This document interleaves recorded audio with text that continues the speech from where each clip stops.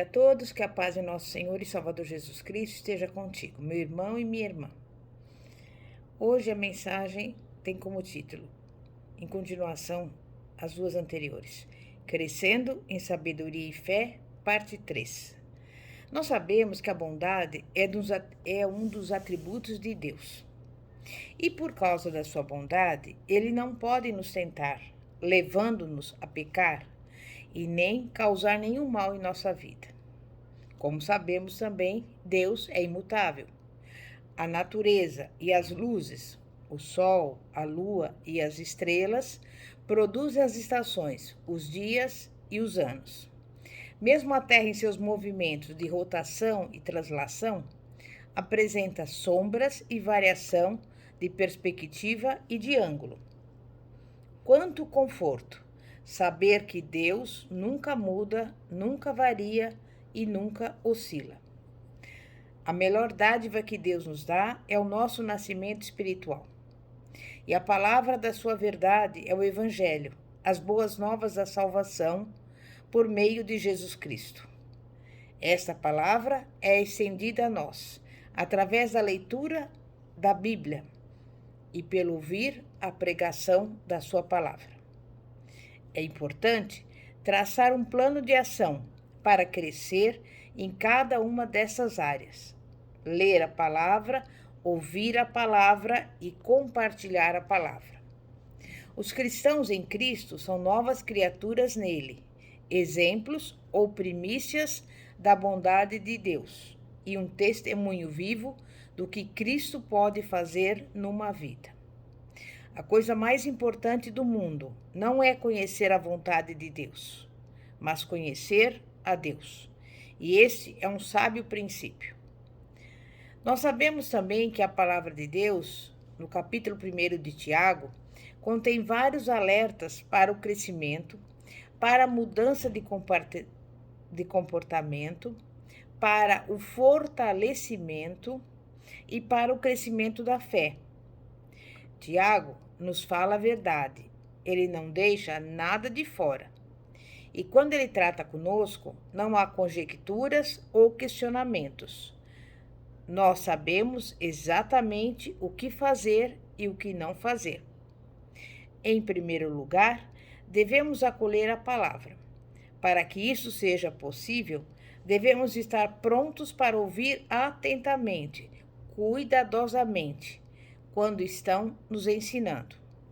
Devemos ser tardios para falar, fazendo com que dizemos seja bem pensado, para edificar aqueles que nos ouvem, cautelosamente, refletindo a palavra e honrando ao Senhor.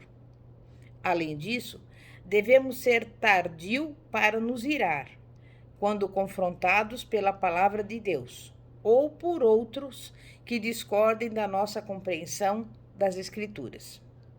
Em segundo lugar, devemos praticar a palavra. Tiago move-se para o como fazer.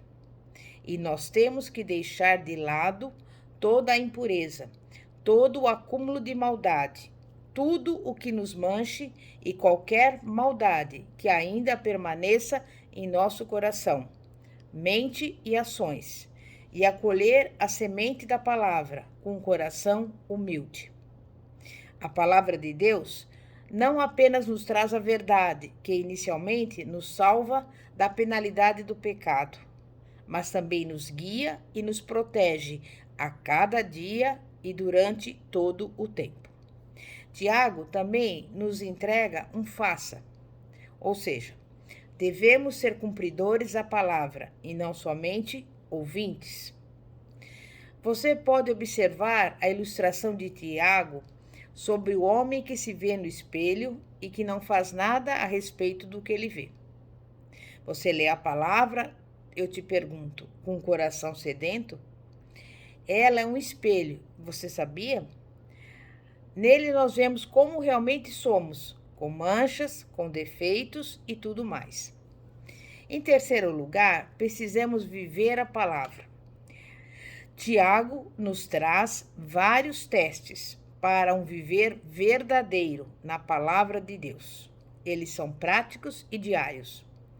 Resumidamente, Tiago nos diz que se nós julgarmos a nós mesmos como religiosos, nós devemos estar certos de que refreamos a nossa língua. É estimado que, em média, as pessoas falam 18.000 palavras num dia, o suficiente para preencher 54 páginas de um livro. Em um ano, esse montante seria suficiente para preencher 66 volumes de 800 páginas.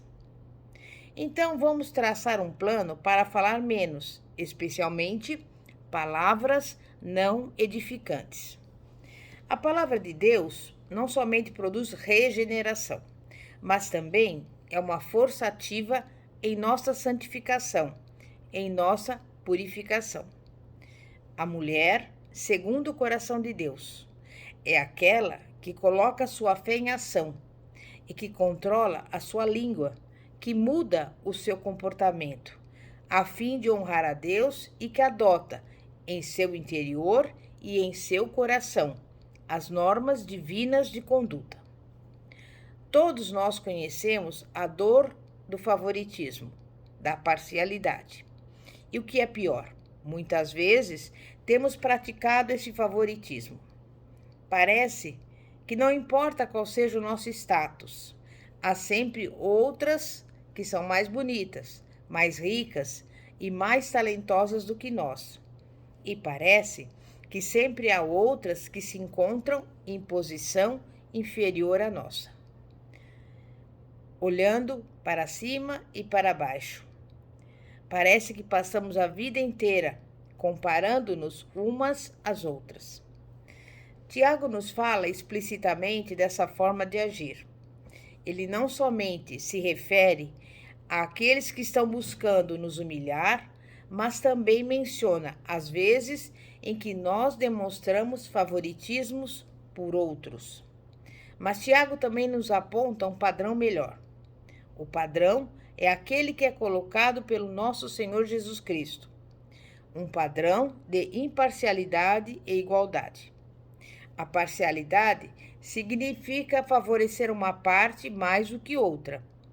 E pelo que parece, este era, obviamente, um problema da igreja primitiva.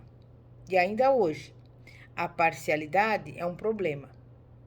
Mostrar favoritismo baseado no padrão social é simplesmente uma parte da nossa natureza pecaminosa. E Tiago condena essas preferências pecaminosas. Falando mais seriamente, ele faz disso uma causa para que nós questionemos a realidade da nossa fé. A partir do versículo 2 do capítulo 2, vemos Tiago imaginando uma cena que ocorre numa reunião de uma certa igreja, onde chegam dois tipos de visitantes. Um homem rico, com um anel de ouro no dedo, com roupas luxuosas, brilhantes e suntuosas, e um pobre homem, com roupas sujas e mal cheirosas. Tiago imagina que o homem rico é calorosamente recebido e convidado a se sentar num lugar de honra especial, enquanto o visitante pobre é indicado um canto em pé, ou pior ainda, um lugar reservado aos pés, um escabelo. Mas por que está?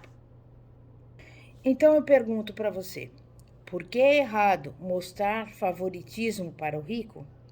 Porque o favoritismo é incompatível com os ensinos de Jesus Cristo. Porque é o resultado de pensamentos malignos. Porque deprecia as pessoas criadas à imagem de Deus. Porque é derivado de motivações egoístas.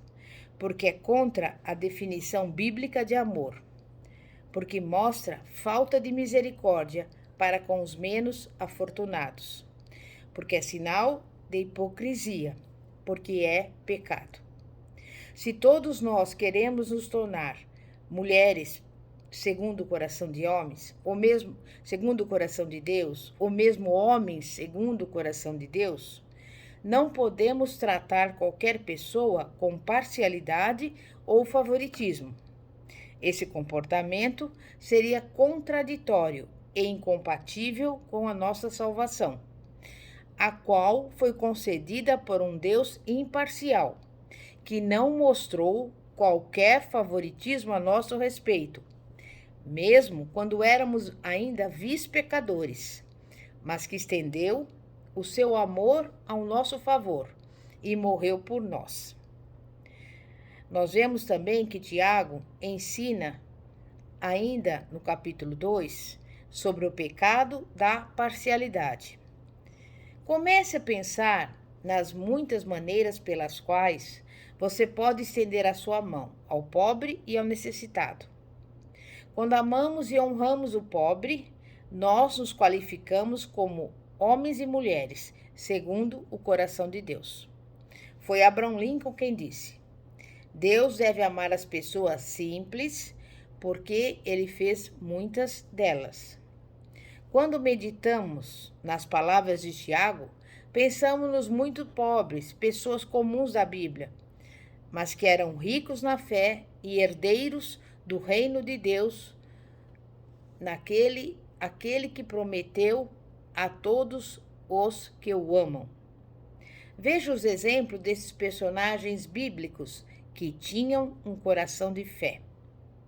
A viúva de Sarepta não tinha ninguém para cuidar dela, e era tão pobre que estava preparando o seu último bocado de comida antes que ela e seu filho se deitassem para esperar a morte.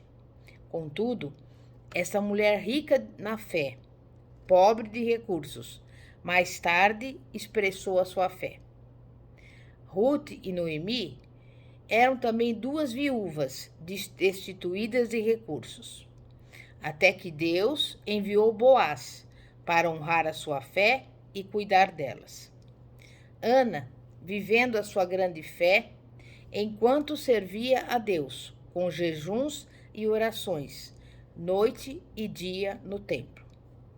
Paulo, o apóstolo do Senhor para os gentios, aprendeu a estar contente e a confiar no Senhor, quando foi humilhado, quando passou fome e quando não teve o suprimento para suas necessidades básicas.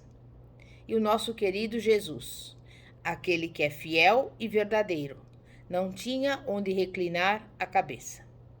Certamente é melhor ser rico ou rica na fé do que ser rico ou rica de recursos, porque o importante é estar sempre na presença do nosso Deus, o Todo-Poderoso, o Criador dos céus e da terra. Amém? É momento de oração. Santíssimo Deus e poderoso Pai, Pai de nosso Senhor e Salvador Jesus Cristo, nós estamos aqui neste momento entregando ao Senhor as nossas vidas, porque nós sabemos, Pai, que para Ti não haverá nada demasiadamente difícil. Eu quero lhe pedir em favor daqueles que estão doentes, daqueles que estão sem recursos, necessitando de uma provisão, porque nós sabemos que Tu és o Deus provedor e é a Tua palavra que nos garante que o Senhor irá suprir cada uma das nossas necessidades. E nesse momento, visita todas essas pessoas que necessitam de Ti, uma bênção, uma vitória, uma resposta e um milagre, em nome do Senhor Jesus. Que a paz de nosso Senhor e Salvador Jesus Cristo esteja contigo, meu irmão e minha irmã. Pastora Fátima, da Igreja Evangélica Apostólica Poder de Cristo. Glória a Deus. Aleluia.